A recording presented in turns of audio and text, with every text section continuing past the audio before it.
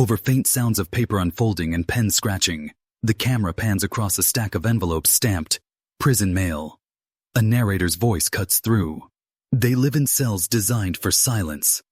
But their words travel beyond the walls. For families on the outside, these letters are lifelines. Windows into a hidden world. This documentary takes you inside real letters and phone calls from inmates in lockdown and the families who wait, worry, and fight for them. We'll explore how messages are censored, how love survives isolation, and what these stories reveal about the system. Stay until the end to hear a single letter that sparked a national debate on solitary confinement. This is Letters from Lockdown. Families of Inmates Speak Out. A Mother's First Letter. In a small apartment in Milwaukee, Maria Hernandez sits at her kitchen table with a mug of coffee gone cold. Her son, Luis, is 24 and has been in a state supermax for 9 months. She hasn't seen him since sentencing. Every week she checks the mailbox. Today, there's an envelope with a doc stamp and an official return address. The letter is written in cramped handwriting. It's both hopeful and heartbreaking. A mix of routine details, meals, cell temperature, and confessions of loneliness. Maria reads aloud a line.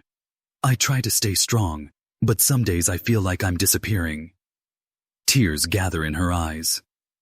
For thousands of families like Maria's, letters are the only unfiltered glimpse into a loved one's life behind bars. Phone calls are expensive and monitored. Visits are rare and often behind glass. But a letter can hold a smell, a drawing, a joke, a prayer. For thousands of families like Maria's, letters are the only unfiltered glimpse into a loved one's life behind bars. Phone calls are expensive and monitored. Visits are rare and often behind glass. But a letter can hold a smell, a drawing, a joke, a prayer. This opening scene draws viewers into the emotional core of the documentary. The bond between inmates and their families, preserved through ink and paper. How prison mail works. Before the human stories continue, viewers need context. Prison mailrooms are busy, tightly controlled spaces. Every incoming and outgoing envelope is screened for contraband. Drugs soaked into paper, coded messages, even micro SD cards hidden under stamps. Some states photocopy all mail and destroy the originals, sending only copies to inmates. Families describe waiting weeks for a letter because of backlogs. In some jurisdictions, digital mail systems scan and email letters to prison kiosks, but inmates must pay to print them. Critics argue this erodes the intimacy of handwritten correspondence. Before the human stories continue, viewers need context. Prison mailrooms are busy, tightly controlled spaces. Every incoming and outgoing envelope is screened for contraband. Drugs soaked into paper, coded messages, even micro SD cards hidden under stamps. Some states photocopy all mail and destroy the originals, sending only copies to inmates. Families describe waiting weeks for a letter because of backlogs. In some jurisdictions, digital mail systems scan and email letters to prison kiosks, but inmates must pay to print them. Critics argue this erodes the intimacy of handwritten correspondence. The mail system reflects a larger tension in corrections: security versus humanity. For inmates in solitary confinement, 22 or 23 hours a day alone, a letter may be their only daily contact with the outside world. This section builds credibility and sets up the stakes for the stories that follow. Voices from Solitary. Excerpts of real letters. Solitary confinement strips away nearly everything: contact, routine, even a sense of time. But letters slip through. They are sometimes the only proof that someone still exists behind the door. Letter excerpt number 1. Public domain quote adapted from testimony. "The cell is so small I can touch both walls at once. Some days the silence is louder than noise. When your letter comes, it's like sunlight leaking under the door." Letter excerpt number 2. I draw maps of the neighborhood from memory. When I finish one, I imagine walking those streets with my daughter. Please tell her daddy is still thinking of her. As the narrator reads, we see the handwriting, drawings of city blocks, and small careful sketches of flowers or family faces. The camera cuts to family members at kitchen tables or in cars outside prison gates, reading and rereading these words. These are not isolated cases.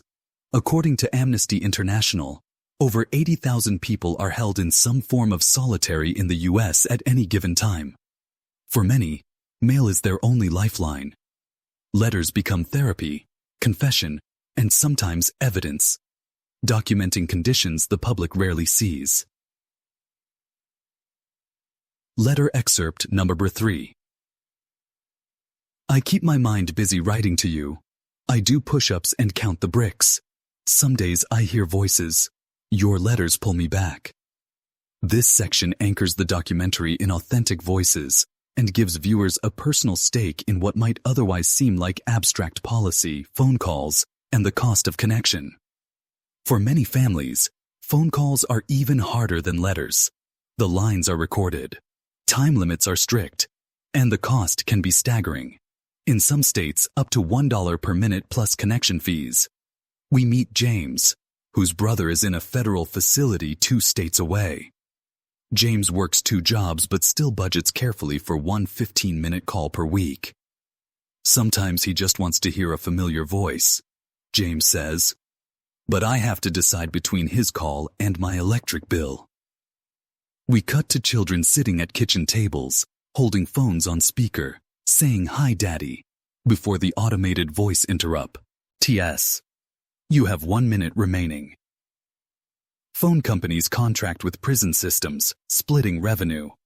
Critics call it a tax on love. In recent years, some jurisdictions have capped rates or introduced free calls for minors, but many families still spend hundreds of dollars a month to maintain a fragile connection. This section deepens the emotional weight, showing that every form of contact carries a price. How children experience incarceration through letters. When a parent goes to prison, children are often left with questions and silence. Visits are rare and can be frightening. Phone calls are short and expensive.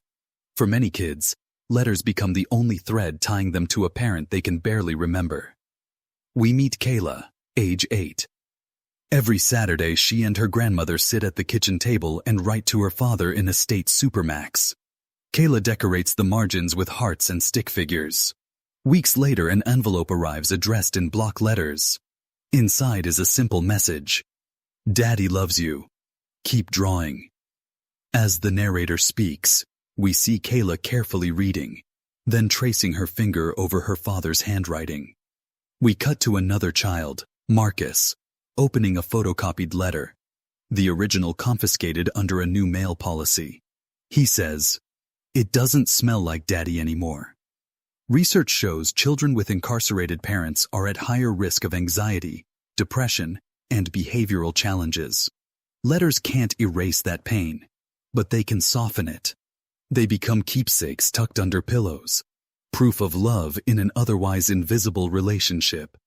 This chapter lets viewers see the system through a child's eyes, and how even a small envelope can carry huge emotional weight. Thanks for watching Behind Bars TV. If this documentary opened your eyes, hit the like button and subscribe for more real stories from inside the world's toughest prisons. Drop your hots in the comments. We read everyone. Stay curious, stay informed, and we'll see you in the next episode.